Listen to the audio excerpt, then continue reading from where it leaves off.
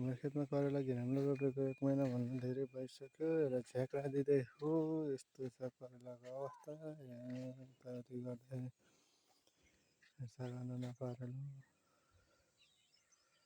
करेलाको बुट्टाहरू त किराले काटेर मुन्टा जति बनाए जस्तो भयो, लाइबिराहरू बन्न सकेन। यस्तो अवस्था छ हाम्रो चाहिँ। अनि यो करेलाको भयो यत्रो भइसकेछ अहिलेसम्म। के गर्ने, अर्काको बेच्ने बेला भइसक्यो होला। हाम्रो बल्ल झ्याक्रामा जाँदैछ। चैत महिनाको लास्टसम्म चाहिँ उत्पादन दिन्छ कि भन्ने हो।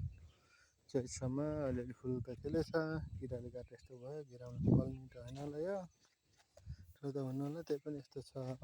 त्यहाँ पनि फुलेछ एउटा घिराम्ला। ल यस्तो छ मेरो बन्दा। नबिकेर हेर्नु त यो बन्दाको हालत। 10 रुपियाँ किलो पनि बिकेको छैन हौ बन्दा। के छ त्यहाँ पनि त्यस्तै छ बन्दाहरू। त्यो बन्दामा लौरी सिमी रोपिदिएको, विचार गर्न असल हुन्छ कि हुँदैन। भयो भने अर्को साल धेरै ठाउँ जग्गामा रोप्नु पर्ला भनेर।